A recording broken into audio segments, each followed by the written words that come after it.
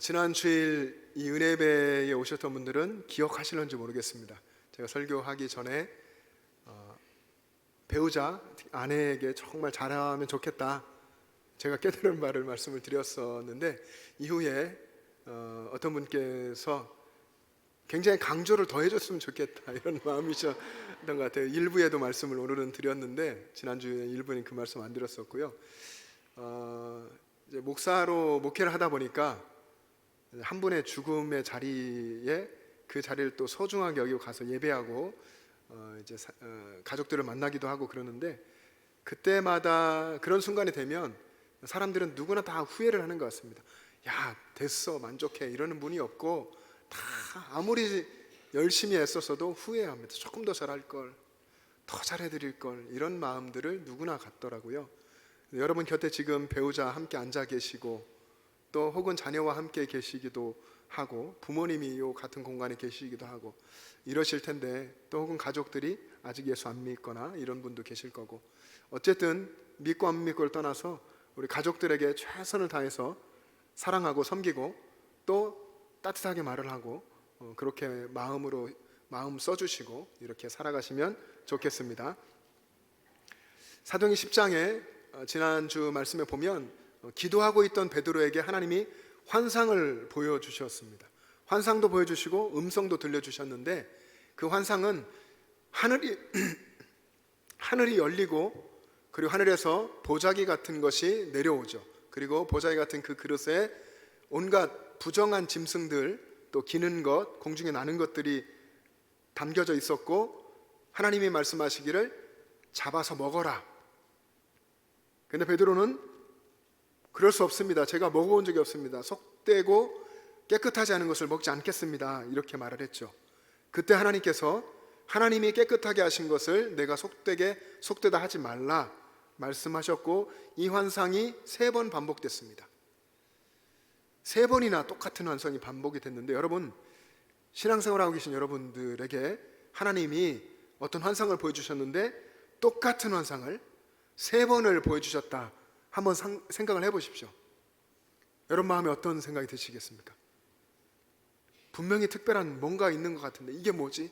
무슨 뜻일까? 이런 고민을 굉장히 많이 하게 될 텐데, 베드로도 그런 고민을 하다가 고넬료가 보낸 사람, 결국 하나님 보내신 거죠. 하나님이 고넬료에게 말씀하셔서 보낸 사람을 만나고 이방인 고넬료의 가정에 가서 복음을 전하게 됐습니다. 하나님은 이 3번의 환상을 통해서 베드로가 이전에 걸어보지 않은 새로운 길을 걷게 하셨고, 또 새 걸음을 걸어가게 하셨습니다. 그 걸음은 이방인들을 향한 걸음이었죠. 베드로가 가지고 있었던 생각의 한계를 다 뛰어넘게 하셨습니다. 하나님께서 환상을 통해서 비로소 베드로 스스로가 가지고 있었던 경계선을 넘어가게 하신 것입니다. 우리도 그런 것처럼 베드로도 자기 자신의 생각 속에 하나님의 구원까지도 제한하고 있었습니다. 이방인은 구원의 대상이 아니야, 이렇게 명확하게 선을 긋고 있었던 것이죠. 그런데 하나님께서는 이 베드로를 통해서 하나님의 일을 하기를 원하셨고, 그래서 베드로에게 3번의 환상을 보여주시면서 베드로의 생각과 그 틀을 깨워주셨습니다. 그래서 베드로는 새로운 생각을 하게 됐고, 새로운 행동을 하게 됐고, 새로운 길을 걷게 된 것입니다. 여러분, 우리들 믿음의 사람들도 그런 사람들입니다. 굳은 생각들, 자신의 생각들을 내려놓고 하나님의 음성과 하나님의 뜻에 귀를 기울여서, 그래서 새로운 것을 보게 되고 새로운 행동들을 하게 되고 또 새로운 길을 걷는 사람이 우리 믿음의 사람들이죠. 여러분들께서 그동안 이건 절대 안 돼, 이런 건 받아들일 수 없어, 이런 건 틀렸어, 이게 옳은 거야, 이런 생각들을 스스로 가지고 계셨다면, 오늘 베드로에게 일어난 그 일을 생각하며 하나님의 말씀 앞에서 그런 것들을 새롭게 바라보는 훈련을 할 수 있기를 바랍니다. 여러분이 말씀에 순종해서 이런 도전을 해나간다면 분명히 주님께서 여러분의 생각을 열어주시고 또 새로운 길을 보여주시고 걷게 하실 겁니다. 그러면 여러분들은 우리 주님께서 주시는 새 은혜를 누리게 될 것입니다. 우리가 신앙생활을 하면서 세상에 수많은 사람들이 하지 않는 이 믿음으로 사는 이 신앙생활을 하면서 하나님의 음성을 듣고 순종한다는 것이 얼마나 중요한지 우리는 다 알고 있습니다. 저는 며칠 전에 고등학교 1학년 딸과 함께 바닷가에 가서 바다를 좀 거닐게 됐습니다. 우리 딸 둘 다 바다에 인접한 강릉이라는 곳에 사역할 때 태어났는데 이 아이들이 그래서인지 바다를 좋아합니다. 그래서 하루 전에 바다 가고 싶다고 하더라고요, 여고생이. 그래서 다음 날 일도 있고 해서 같이 갔습니다. 그리고 영일대 바닷가도 함께 걷고 또 파도를 치는 걸 바라보고 사진도 찍고 양말도 벗고 신발 들고 바다도 이렇게 발 담궈 걷기도 하고, 그리고 카페에 가서 맛있는 빵도 먹고 이렇게 이야기도 많이 나누는 시간을 가졌습니다. 이런 시간을 가지면서 여고생이지만 이 딸이 여전히 철부지인 줄 알았는데 신앙적인 고민도 참 많이 하고 있구나, 이제 철이 들어가고 있구나, 이런 생각을 하게 됐습니다. 포항을 향해서 가는 자동차 안에서 딸이 이런 질문을 하더라고요. 아빠는 언제 하나님 만나셨어요? 아빠는 하나님 음성을 들어본 적이 있어요? 이런 질문을 합니다. 하나님께서 이런 대화할 기회를 이제 열어주신 거죠. 그래서 저도 모태신앙이고 우리 아이도 그런데 모태신앙이었지만 정말 하나님을 인격적으로 뜨겁게 만나고 고백했던 그런 이야기를 들려주고, 그리고 하나님의 음성을 듣는다는 것이 이 기록된 하나님의 말씀을 가까이 하는 것이라고.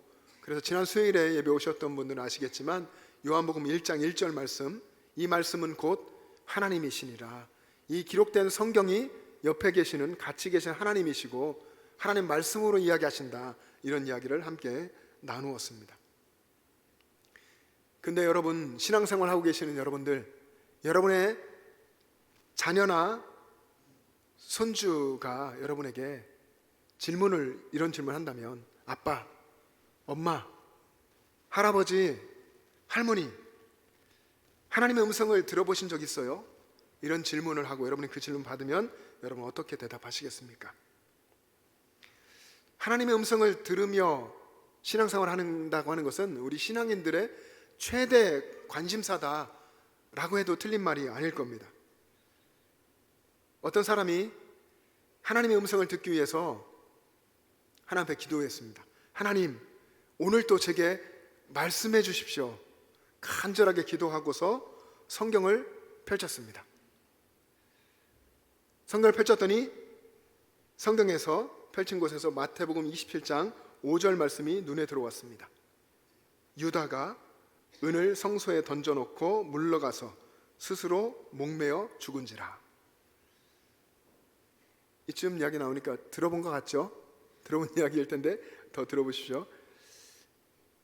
그분은 이 말씀 하나님이 주셨을 리가 없어 생각하고는 다시 한번 또 간절히 기도하고 성경을 폈습니다. 그러자 이번에는 누가복음 10장 37절 말씀이 눈에 들어왔습니다. 예수께서 이르시되 가서 너도 이와 같이 하라 하시니라. 이 말씀을 보고서 도저히 이건 하나님 말씀이 아니야, 그럴 리가 없어 생각하고서 스스로 그래도 3-4번이지 하면서 또 성경을 펼쳤습니다. 그랬더니 이번에는 요한복음 13장 27절 말씀이 눈에 들어왔는데, 예수께서 유다에게 이르시되 내가 하는 일을 속히 하라. 여러분, 이야기 여러분 많이 들어보셨지만 이 이야기는 우리가 정말 기억해야 할 중요한 교훈을 담고 있습니다. 많은 사람들이 하나님의 음성을 듣고 싶어하고 하나님의 인도하심을 받기를 원하는데, 정말 하나님의 음성을 어떻게 들어야 하는지, 어떻게 하나님의 뜻을 알고 살 수 있는 것인지를 제대로 알지 못하고 있는 것이죠. 어떤 분은 목회하시는 목사님들, 성경 많이 보시는 목사님들이나 하나님의 음성을 듣고, 또 특별한 은사가 있는 분들만 하나님의 음성을 듣는다, 그렇게 생각을 합니다. 근데 그렇지가 않습니다. 누구나 하나님의 음성을 들을 수 있습니다. 사도행전 10장 우리가 보는 이 본문에 보면 하나님의 음성을 듣고 그 음성에 순종하여 산 사람이 두 사람이 나옵니다. 누굽니까? 두 사람이? 베드로와 고넬료죠. 베드로는 하나님의 보여주시는 환상을 보고 하나님의 음성을 듣고서 그 당시에 유대인들이 상종조차 하지 않으려고 했던 이방인들에게로 갔습니다. 고넬료의 가정에 가서 복음을 전했는데 그 길이 50km나 되는 길이었습니다. 보낸 사람을 따라서 그 길을 순종하여 갔습니다. 여러분, 베드로니까 그렇지, 예수님 제자니까 그렇지 이렇게 생각하실지 모르겠는데 하나님의 음성은 누구나 들을 수 있습니다. 이방인 고넬료도 하나님의 음성을 들었죠. 베드로를 모셔다가 말씀을 들어라. 이 음성에 순종해서 고넬료는 사람들을 욥바에 보내서 베드로를 모셔왔습니다. 욥바라고 하는 것 마찬가지로 50km나 되는 그 길을 사람을 보내서 베드로를 모셔오게 한 것입니다. 여러분, 하나님의 음성은 무슨 특별한 은사가 있는 사람에게만 들려지는 것이 아니라 누구에게나 들리고 하나님은 누구에게나 말씀하시고 우리는 그 음성을 들어야 하고 듣고 순종하는 삶을 살아가야 합니다. 우리 한국 예수전도단을 설립하고 한국 복음에 힘쓴 미국인 선교사가 계신데 데이비드 앨런 로스 선교사님입니다. 오대원 목사님이라고 알려있는 이름은 한국식 이름이 오대원이신데요. 이분이 이렇게 이야기했습니다. 하나님의 음성을 듣는다는 것은 특별한 성령의 은사가 필요하지 않다. 하나님의 음성을 듣기 위해 필요한 것은 은사가 아니라 사모하는 마음이다. 하나님의 음성을 듣고자 하는 간절한 마음이 있어야 한다라고 했습니다. 여러분, 이 예배 자리에 오신 여러분은 하나님의 음성을 듣고자 하는 사모하는 마음이 있으십니까? 하나님의 뜻을 알고자 하는 간절한 마음을 가지고 있습니까? 여러분, 오늘 본문에 있는 고넬료에게는 이 마음이 있었습니다. 사도행전 10장 24절 말씀을 자막 보며 같이 읽겠습니다. 시작. 이튿날 가이사랴에 들어가니 고넬료가 그의 친척과 가까운 친구들을 모아 기다리더니. 아멘. 베드로가 욥바에서 가이사랴까지 50km의 이 길을 오는 동안 아마 하루가 걸린 것 같습니다. 그래서 이튿날 가이사랴에 도착했더니 고넬료가 그의 가족, 친척, 친구들까지 다 모아서 기다리고 있었다 하는 것입니다. 고넬료는 그만큼 하나님의 말씀을 간절히 사모했습니다. 베드로라고 하는 분으로부터 이제 듣게 될 하나님의 음성, 그것 듣기를 간절히 사모하고 있었던 겁니다. 고넬료가 가지고 있었던 그런 기대감이 얼마나 컸을까요? 이 24절에 기다리더니 라고 하는 이 말에 사용된 헬라어 프로스도카우라고 하는 단어가 있는데 이 단어는 아주 특별한 때에 성경에 쓰였습니다. 마태복음 11장에 보면 세례 요한이 감옥에 갇혀 있는데 감옥에 있으면서 예수님의 사역에 대한 이야기를 듣습니다. 그리고 이 세례 요한은 제자들을 예수님께 보내서 묻습니다. 예수님, 오실 그이가 당신이오니까 아니면 우리가 다른 일을 기다리오리이까? 이렇게 질문했는데 여기 기다리오리이까? 다른 일을 기다릴까? 메시아를 우리가 또 다른 분을 기다려야 됩니까? 이런 거죠. 하나님의 백성이 메시아를 기다린다는 의미로 이 단어가 쓰였습니다.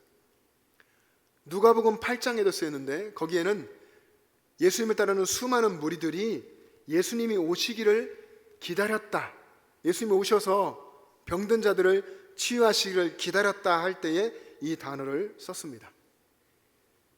그러니까 사람들이 구세주 예수 그리스도를 기다릴 때, 예수님이 치유하시는 것을 기다릴 때에 이 단어가 쓰였고, 그 단어가 바로 고넬료가 베드로를 기다릴 때 베드로를 통해서 음성을 듣고자 기다렸다 하는 곳에 쓰인 겁니다. 고넬료가 베드로를 기다렸지만 사실 하나님을 기다렸다 하는 것이죠. 여러분, 올해 초에 우리 교회 단기 선교팀이 베트남을 다녀왔습니다. 10여 분이 베트남 선교를 다녀오고서 이분들 대부분이 그곳에 있었던 그 어린 아이들의 정말 똘망똘망한 그 눈빛을 기억하고 있습니다. 여러 사역들을 했지만 베트남 산지의 소수부족 교회를 찾아가서 거기서 예배하고 아이들과 활동하는 시간들을 가졌는데, 어느 날은 사랑의 집 짓기도 기증하는 일도 하고 또 몇몇 교회를 더 가면서 마지막 교회를 아주 늦게 가게 됐습니다. 깜깜할 때 들어가게 됐는데, 그 지역에 있던 아이들이 저녁도 먹지 않고 또 혹은 먹을 것이 없어서 일찍 교회에 와서 기다리고 있었습니다. 그 좁은 공간 안에 약 한 100여 명의 아이들이 똘망똘망하게 초롱초롱한 눈빛으로 앉아 있는데, 분명히 힘들고 배도 고프고 어려웠을 텐데 그런 모습이 전혀 느껴지지 않았습니다. 이 아이들에게 복음을 전하고 이 아이들과 함께 복음 팔찌도 만들고 또 풍선을 가지고 곰도 또 칼도 또 모자도 여러 가지 만들고 이런 활동들을 하면서 바라보았던 그 아이들의 눈빛, 맑은 눈빛을 우리 단기 선교팀이 잊지 못합니다. 근데 정확하게 생각해 보면 이 아이들의 기다림, 그리고 이 아이들의 사모함, 이런 것을 우리가 기억하고 그것을 잊지 못하는 것 같습니다. 여러분은 하나님의 말씀 듣기를 얼마나 사모하는 인생을 살고 계십니까? 하나님께서 예레미야 선지자를 통해서 이렇게 말씀하십니다. 예레미야 29장 13절 말씀 같이 읽겠습니다. 시작. 너희가 온 마음으로 나를 구하면 나를 찾을 것이요 나를 만나리라. 아멘. 너희가 온 마음으로, 개역 한글 성경에는 전심으로, 너희가 전심으로 온 마음으로 하나님을 찾고 찾으면 만나리라. 온 마음으로 하나님을 찾는 것, 하나님의 백성의 자세죠. 하나님을 찾고 하나님의 음성을 구하고 그러면 만날 것이고, 그리고 그분의 뜻을 따라서 살아가는 인생이 하나님 백성다운 복된 인생이다 하는 것입니다. 여러분, 오늘 사도행전의 배경이 되는 약 2000여 년 전, 그때에는 성경책은 없었습니다. 그렇죠? 성경책이 없었고 지금 우리들에게는 성경책이 있습니다. 이 성경책은 하나님의 음성이 기록된 책이죠. 하나님의 뜻이 기록되어 있는 책입니다. 이제 우리가 살고 있는 이 시대에 하나님께서는 이 기록된 성경을 통해서 우리에게 말씀하십니다. 때로는 환상도 보일 수가 있겠죠. 하나님 보이실 수 있습니다. 대개의 경우는 특별한 환상이 보이지 않아도, 고넬료에게 천사가 나타난 것처럼 그렇게 나타나 말씀하시지 않아도 우리는 성경을 읽고 그 말씀을 묵상하며 기도하며 하나님의 뜻을 깨달을 수가 있습니다. 사랑하는 여러분, 여러분이 하나님의 음성을 듣는 삶을 살고 계십니까? 또 그런 삶을, 말씀을 읽고 말씀을 생각하고 거기서 하나님의 뜻을 알고 따라 사는 그런 삶을 살고 싶으십니까?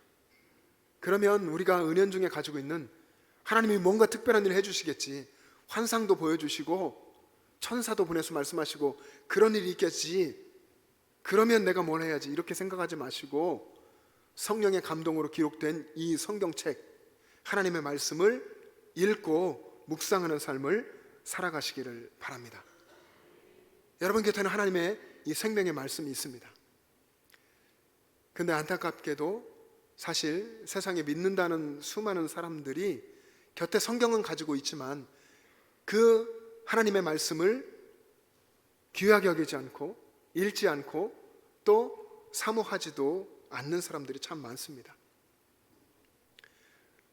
사도행전 10장 25절에는 고넬료의 이 기다림과 또 사모함이 얼마나 대단했는지를 보여주는 말씀이 있습니다. 25절 말씀을 같이 읽겠습니다. 시작. 마침 베드로가 들어올 때에 고넬료가 맞아 발 앞에 엎드려 절하니. 아멘. 고넬료가 베드로의 발 앞에 엎드려서, 베드로 오자마자 거기에 엎드려서 절했다는 것입니다. 고넬료라고 하는 이 거대한 로마 제국의 장교죠. 100명의 부하를 거느리고 있는 백부장인데, 이 사람이 이 로마 제국이 정복한 이 유대 땅에 그것도 어부였던 이 베드로를 귀하게 여긴다고 해도 그에게 고개 숙여 인사하거나 아니면 손을 잡고 인사하거나 이런 정도일 텐데, 오늘 말씀에 보니까 그의 발 앞에 엎드려서 절했다고 합니다. 이 엎드려 절했다 하는 말이 프로스퀴네오라는 단어를 사용을 했는데, 이 단어도 특별하게 쓰입니다. 종이 주인의 발 앞에 엎드려서 그의 발에 입맞출 때에 쓰는 단어고, 또 하나님의 백성이 하나님을 경배할 때, 하나님을 예배할 때 이 단어를 사용합니다. 고넬료가 베드로의 발 앞에 엎드려 절했다, 여기에 이 단어가 쓰였다고 하는 것은 고넬료가 얼마나 겸손했는지, 고넬료가 하나님의 말씀을 전해줄 베드로를 얼마나 높였는지를 보여줍니다. 어느 정도요? 마치 하나님을 높이듯이, 하나님을 예배하듯이 그렇게 했다는 것입니다.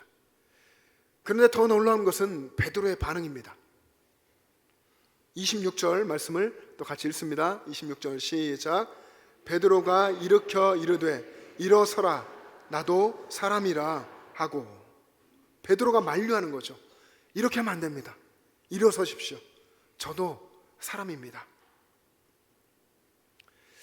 베드로, 어부였던 베드로의 성품을 우리가 생각해 보면 이럴 때 우쭐대고 교만할 수 있을 것 같습니다. 그런데 베드로는 그렇게 하지 않았습니다. 자신을 높이는, 마치 하나님처럼 높이는 이런 존경을 받으면서 그것에 심취돼서 거들먹거리지 않았고, 자신의 하나님 앞에서 신분을 망각하지 않았습니다. 여러분, 사도행전에 나오는 베드로가 어떤 사람입니까? 베드로가 설교를 하니까 설교를 듣던 사람이 하루에 3,000명이나 하나님 앞에 회개하고 세례를 받고 예수 믿는 사람이 됐습니다. 그리고 베드로는 수많은 사람들을, 병자들을 고쳤습니다. 그리고 얼마 전에 욥바라고 하는 곳에서는 죽은 다비다도 살려냈죠. 이런 베드로가, 고넬료 이 제국의 장교가 자신을 높일 때, 엎드릴 때에 우쭐대지 않고 나는 하나님이 아닙니다, 나는 단지 하나님께서 사용하는 도구일 뿐이고 이 모든 건 하나님이 하셨습니다, 이렇게 말하는 것입니다. 사도 바울도 마찬가지였죠.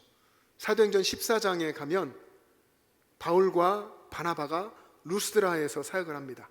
그 루스드라라고 하는 도시에 나면서부터 걷지 못한 사람이 있었습니다. 그를 보고, 그에게 믿음이 있는 것을 바울이 보고 이야기했습니다. 내 발로 일어나 서라, 이 한마디를 했을 때에 그 사람이 일어나 걸었습니다. 그런데 이 광경을 그대로 목격한 사람들이 바나바와 바울을 신처럼 숭배하려고 하죠. 바나바는 제우스라고 하고, 그리고 바울은 헤르메스라고 하면서 그를 숭배하고 예배하려고 소동이 일어났었습니다.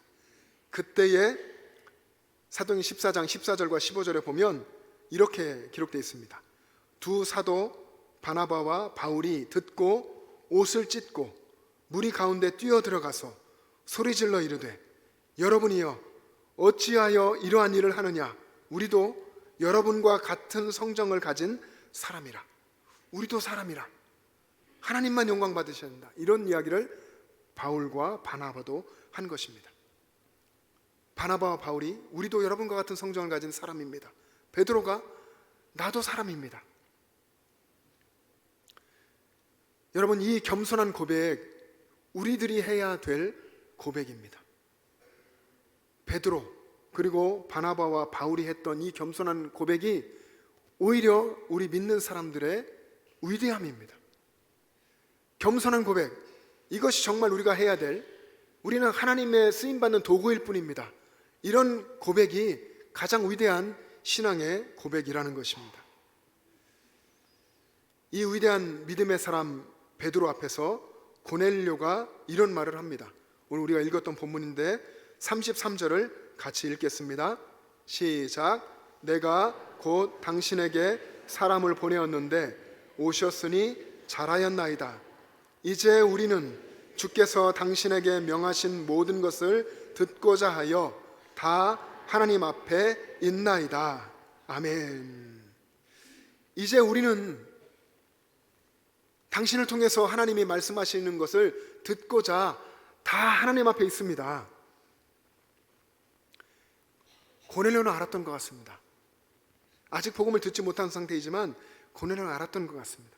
말씀을 듣는 자리가 하나님 만나는 자리고, 말씀 앞에 선다는 것이 하나님 앞에 서는 것이다. 이것을 고넬료가 알았던 것 같습니다. 사랑하는 영천제일 가족 여러분, 여러분은 말씀을 들을 때에 어떤 마음을 가지십니까? 하나님의 말씀을 읽을 때에 여러분은 어떤 마음을 가지고 하나님의 말씀을 읽으십니까? 어린 사무엘이 하나님께서 부르실 때에 사무엘아, 사무엘아 부르실 때에 이 어린 사무엘이 하나님이 부르시는 것을 알지 못했었습니다. 하나님이 3번을 그렇게 할 때 이제 제사장을 통해서 알게 됐죠. 하나님이 부르시는구나. 그래서 하나님이 다시 부르실 때에 사무엘은 하나님 앞에 이렇게 말씀합니다. 하나님 말씀하옵소서. 주의 종이 듣겠나이다. 여러분, 우리도 하나님의 말씀 앞에서 이런 경청의 자세, 하나님 앞에서 겸손함, 그리고 순종하는 마음이 있어야 합니다. 이런 마음을 가지고 있는 고넬료와 그의 가족들, 또 친척들, 친구들 앞에서 베드로가 말을 하기 시작했습니다. 하나님이 주시는 말씀, 이 복음을 전하는 것이죠. 그때에 성령께서 모든 듣는 사람들 가운데에 임하셨습니다. 성경의 기록에 보니까 제자들에게 처음 성령이 임하셨을 때, 성령 강림 사건이죠. 120명의 제자들이 성령을 받을 그때처럼 똑같이 성령이 임하셨다. 그리고 그들은 모두 세례를 받았다라고 기록되어 있습니다. 얼마나 놀라운 이 복음 전파의 사건입니까? 유대인들만 아니라 이방인들에게, 그리고 첫 번째 이방인에게 복음이 전해진 이 고넬료의 사건, 이 놀라운 역사가 우리는 말씀을 듣고자 다 하나님 앞에 있나이다, 이 고백 위에서 이루어졌다고 하는 것을 기억할 수 있기를 바랍니다. 우리는 말씀을 듣고자 다 하나님 앞에 있나이다. 저와 여러분 모두가 또 우리들의 마음이 늘 하나님 앞에 있기를 소망합니다. 하나님 말씀을 들을 때나 또 어디서 무엇을 할 때든지 항상 하나님 앞에서 살아가는, 그렇게 하나님 앞에 마음을 드리는 저와 여러분 되시기를 주님의 이름으로 축복합니다. 기도하겠습니다.